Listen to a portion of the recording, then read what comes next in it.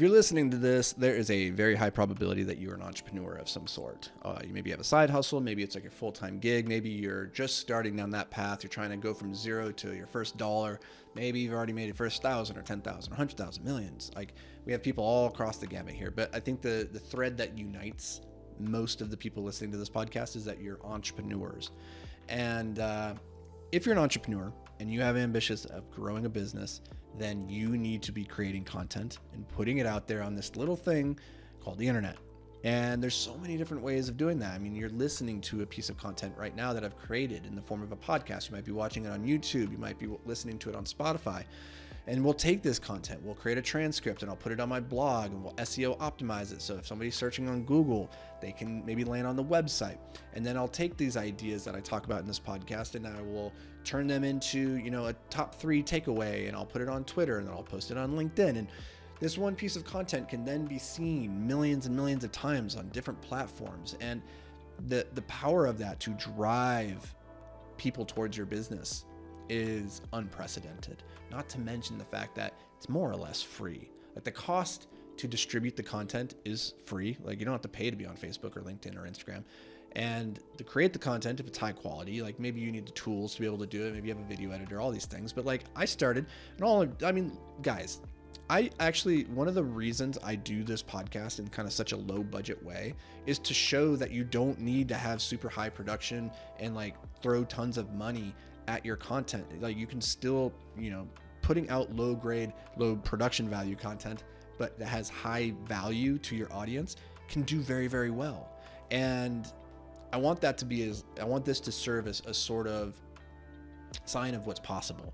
And so what I wanted to talk about here specifically, though, is just the 3 things that creating content is for. Like, the 3 things that your content needs to accomplish in order for it to be successful and ideally go viral. But short of going viral, at least creating engaged audiences that want to work with you. And those 3 things are very simple. The reason we create content is to overcome obscurity, that is, make people aware that you exist. Number 2, to establish credibility, position yourself as the expert, or position yourself at least as the person who has a solution to the problem that your audience has. And then 3 is to create connection. And that's the third. That third one is harder for, I think, a lot of people. Creating content that goes viral, gets you to overcome obscurity.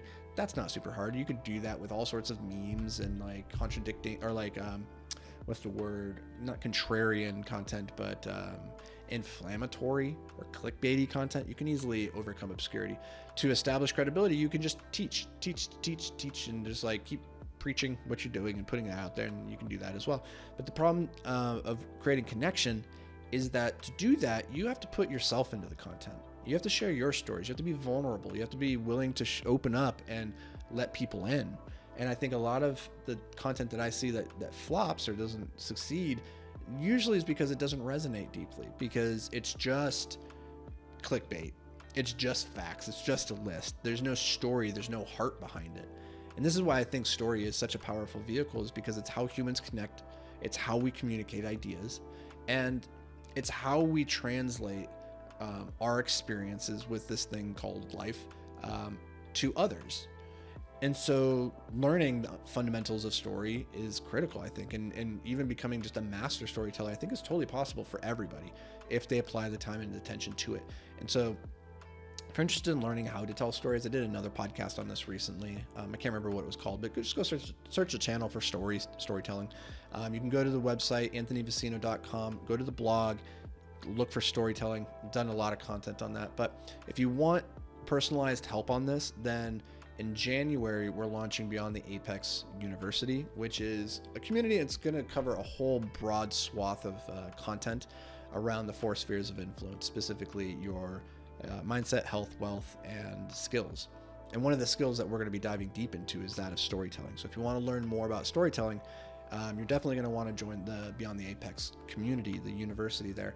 And we're going to be doing monthly coaching calls with that as well. So we're working on the landing page right now. So that should be launching pretty soon, so that you can go get more information about the community, see what it's all about, see what kind of courses and content that we're going to be offering there, and then we'd love to see you there. I would love it if you'd be a part of the community. So just wanted to share this with you guys. As always, you are all beautiful and wonderful, and I adore each and every one of you. So thank you for being here. I'll catch you guys in the next episode. Until then, stay hyper focused, my friends.